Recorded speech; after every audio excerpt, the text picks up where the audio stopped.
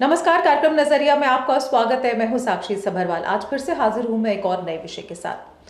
पर्यटन को बढ़ावा देने के लिए सरकार के दावे भले ही कागजों पर चमकते हों, लेकिन जमीनी सच्चाई कुछ और ही कहानी बयां करती है। करोड़ों रुपए खर्च होने के बावजूद जम्मू आज भी उस विकास का इंतजार कर रहा है जिसका वादा सालों पहले किया गया था। लेकिन सवाल यह है कि जब इतने बड़े पैमाने पर धन खर्च किया गया तो विकास आखिर हुआ कहां? जम्मू में पर्यटन से जुड़ी कई महत्वाकांक्षी परियोजनाएं वर्षों से अधर में लटकी हुई हैं। फिर चाहे वो शहर के बीचों बीच आर्टिफिशियल लेक हो या प्रसिद्ध पर्यटक स्थल पत्नी टॉप, जो आज भी वैसे ही है जैसे सालों पहले थे। जम्मू कश्मीर में पर्यटन को बढ़ावा देने के लिए सरकार ने पिछले 2 सालों में 500 करोड़ रुपए से अधिक खर्च किए हैं। पर्यटन विभाग का दावा है कि इस राशि को पर्यटन ढांचे को आधुनिक बनाने और प्रचार प्रसार गतिविधियों पर लगाया गया, जिससे प्रदेश में रिकॉर्ड तोड़ पर्यटक पहुंचे। पर्यटन मंत्री के मुताबिक वित्तीय वर्ष 2023-24 में 253.75 करोड़ और 24-25 में 268.42 करोड़ रुपए कैपेक्स बजट के तहत पर्यटन ढांचे के लिए स्वीकृत हुए। हालांकि इस अवधि में कोई भी केंद्र प्रायोजित योजना लागू नहीं की गई। विज्ञापन और प्रचार के लिए विभाग ने 50.50 करोड़ रुपए का प्रावधान रखा, जिसमें से 42.74 करोड़ रुपए खर्च भी किए गए।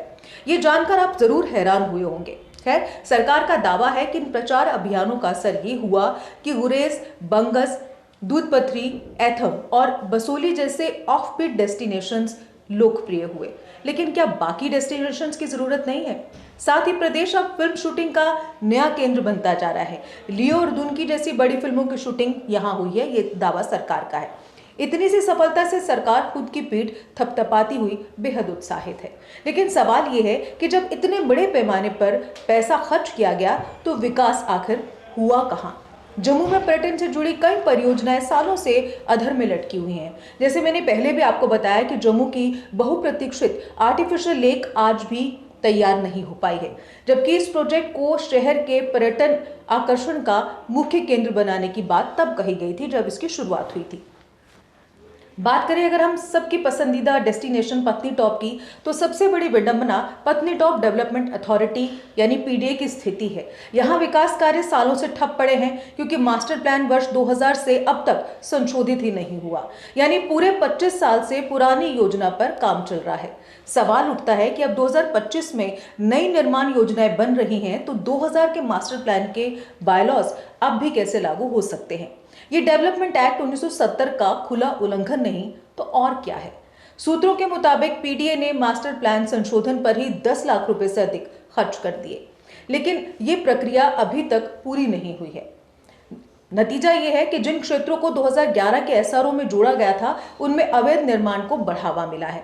इससे न सिर्फ सरकारी राजस्व को करोड़ों का नुकसान हुआ, बल्कि भवन निर्माण फीस और अन्य करों की वसूली भी प्रभावित हुई है।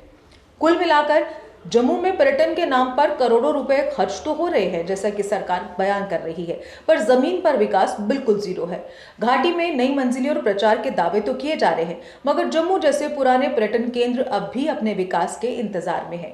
एक तरफ सरकार के दावे हैं कि पर्यटन को बढ़ावा देने के लिए अभूतपूर्व कदम उठाए जा रहे हैं, लेकिन अगर विकास का मापदंड सिर्फ विज्ञापन और प्रचार तक सीमित रह जाए तो ऐसे प्रयासों का क्या अर्थ रह जाता है? करोड़ों रुपए खर्च करने के बाद भी जब जम्मू की झील सिर्फ सपना बनी रह जाए और पत्नी टॉप का विकास प्लान 25 साल पुराने नक्शे में उलझा हो, तो ये व्यवस्था पर सवाल उठना लाजमी है। क्या ये स्वीकार्य है कि 2025 में भी विकास 2000 की योजना से चलाया जा रहा है? क्या करोड़ों की फाइलों का बोझ असली जमीनी बदलाव को दबा नहीं रहा? और सबसे बड़ा सवाल, जब किसी भी क्षेत्र का हक उसी के प्रोजेक्ट्स में नजरअंदाज हो रहा हो तो पर्यटन के नाम पर खर्च किए गए ये करोड़ आखिर किसकी तरक्की का हिस्सा है? एक तरफ तो सरकार के पास देने के लिए नौकरियां नहीं और दूसरी तरफ इस तरह की जो दावे हैं वो सरकार लगातार कर रही है। खैर, फिलहाल आज कार्यक्रम नजरिया में बस इतना ही। कल फिर से हाजिर होंगे एक नए विषय के साथ। तब तक आप देखते रहिए जेके अपडेट। मुझे दीजिए इजाजत। नमस्कार। जम्मू कश्मीर की खबरों के लिए जुड़े रहिए जेके अपडेट के साथ।